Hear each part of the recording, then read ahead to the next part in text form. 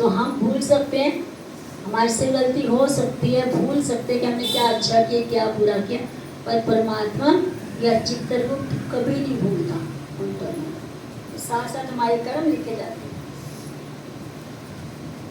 तो फिर हमारी जो आत्मा है, यानी कि हम छोटे नियंत्रक हैं और भगवान सबसे बड़े नियंत्रक हैं। तो जीव कुछ हद तक भौतिक शक्ति को नियंत्रित कर सकता है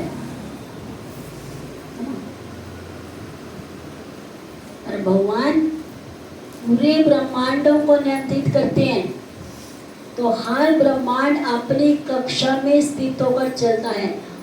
यहाँ पे हो सकता है ट्रैफिक जाम हो जाए या एक्सीडेंट हो जाए, पर भगवान जितने भी ब्रह्मांडों को चला रहे हैं तो सब घूम रहे हैं, अंतरिक्ष में सब तैर रहे हैं, तो कभी उनका एक्सीडेंट नहीं होता,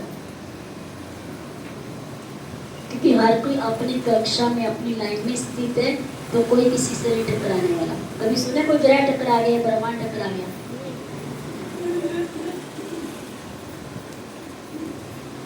तो हम छोटे हैं तो भगवान अनंत है।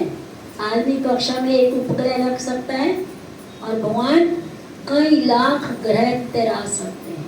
तो हमारे और भगवान में ये अंतर है ना। जैसे इधर कोई रॉकेट या कुछ छोड़ देते हैं ना नासा वाले, तो क्या करते हैं, तो नीचे कितने लोग हैं कंट्रोल करने वाले उसको। एक उपग्रह छोड़ा है तो उसको कितने लोग कंट्रोल कर रहे हैं, पर भगवान लाखों लाखों ग्रह तैरा रहे हैं। तो भगवान इतने बड़े नियंत्रक हैं और मुझसे 100 मंजिल इमारतें बना सकते हैं, मगर भगवान लाखों लाखों ब्रह्मांड बनाते हैं और इतने बड़े बड़े बनाते हैं, कोई कमी नहीं उनमें। तो हम जीवात्मा हैं और भगवान परम आत्मा है। तो क्या हम भगवान हैं? नहीं। तो भगवान पूर्णतः स्वतंत्र है और कभी किसी के द्वारा नियंत्रित नहीं होते। कोई कह सकता है कि मैं पूर्णतः स्वतंत्र हूँ और कभी किसी के द्वारा नियंत्रित नहीं होता, मैं भगवान हूँ। क्या ऐसा हो सकता है? हम स्वतंत्र हैं, तब किसके द्वारा नियंत्रित है? हम दुर्गा देवी के द्वारा नियंत्रित है, क्योंकि इस भौतिक जगत में हम जेल में बैठे हैं, तो इस जेल की जेलर कौन है? दुर्गा देवी है। दुर्ग से दुर्गा आया है, तो इस भौतिक जेल को दुर्ग बोला गया। तो इस दुर्ग की मालकिन दुर्गा देवी है। तो हम हमारे को जो नियंत्रित करती है वो दुर्गा देवी करती है। तो हम स्वतंत्र नहीं हैं।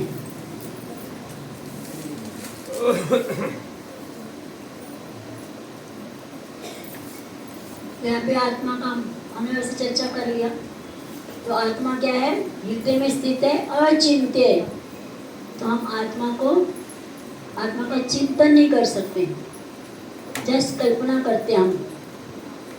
हमारे को नहीं पता आत्मा कैसी दिखती है, कितनी बड़ी है, छोटी है, ये बताया गया तो हम उसके हिसाब से आपको बता रहे हैं ना। और जो आत्मा क्या है? व्यक्तिगत है, हर व्यक्ति में अलग अलग आत्मा है। और जो शरीर है वो शरीर क्या है? बदलता रहता है, और आत्मा कभी बदलती नहीं है।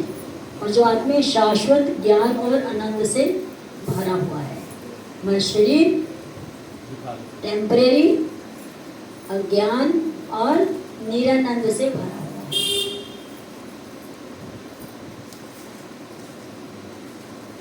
तो यहाँ आत्मा और परमात्मा में अंतर बताया। तो आत्मा क्या है? अणु है, और भगवान विभु। विभु बहुत बड़े हैं। तो आत्मा एक शरीर में रहती है और भगवान प्रत्येक वस्तु और प्रत्येक व्यक्ति, यानी कि भगवान हर जगह है, सर्वत्र है, मगर आत्मा हमारे शरीर के अंदर है। और फिर हम क्या है? आत्मा क्या? भगवान की नित्य दास, और भगवान शाश्वत प्रेमी स्वामी। तो बहुत पहले हमने चर्चा की थी भगवद्गीता के 5वां अध्याय 29वां श्लोक, भोक्ताराम यज्ञ तपसां सर्वलोक महेश्वरम सुहृदयं सर्वभूतानां ज्ञात्वा मां शान्तिं ईच्छते। तो भगवान क्या है? भोक्ताराम। फिर क्या है?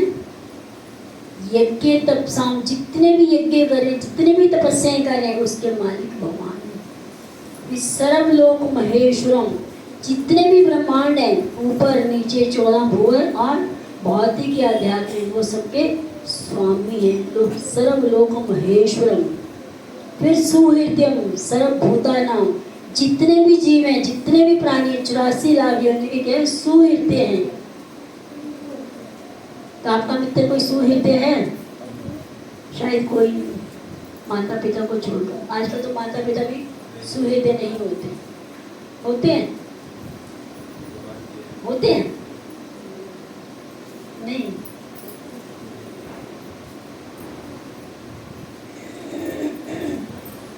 आजकल के माता पिता सुहृदय नहीं है। जो कोई कह रहे सुहृदय को गलत कह रहे हैं। तो इतने अबॉर्शन करवा रहे हैं। हम इंद्र तृप्ति कितनी करते हैं? 20 साल या 30 साल पति पत्नी। बच्चे कितने पैदा करते हैं? शायद कोई नहीं, एक दो। तो कहाँ जा रहे हैं वो जो भगवान जीवात्मा भेज रहे हैं? कहाँ जा रहे हैं वो? हम रोड पे फेंक देते हैं। तो कहाँ से देते हैं माँ बाप? आजकल के माता पिता अत्याचारी हैं, सुहृदय नहीं है। सुहृदय में जो बहुत प्रेम करे, कभी भी आपका बुरा ना करे, वो है सुहृदय। तो माता पिता भी आजकल तो चंडाल है।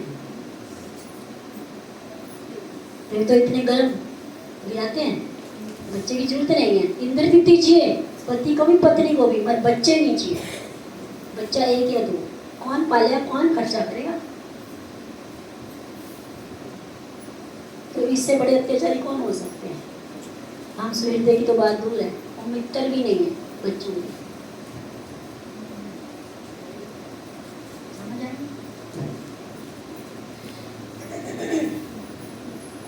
तो गुरु की दृष्टि में हम भगवान के समान हैं और मात्रा में कम है। कहते समुंदर और समुंदर की एक बूंद, समुद्र की एक बूंद में गुण तो वही है जो समुद्र के पानी में है, पर एक बूंद को आप समुद्र नहीं बोल सकते। तो क्वांटिटी में क्या है? वो एक बूंद है, वह गुण समुद्र वाले ही है उस पानी में। जैसे सोना और सोने का एक कण, सोने की खान और सोने का एक कण। एक कण को आप खान नहीं बोल सकते सोने ना। इसी तरह हम एक कण के समान हैं और भगवान विभू है, यानी कि खान के समान है। या सूर्य की एक किरण, तो उस किरण में, उस क्या बोले, रेज में या किरण में जो भी है ना, तो वही गुण है जो सूर्य में है, पर एक किरण को आप सूर्य नहीं बोल सकते ना। तो इस तरह हम भगवान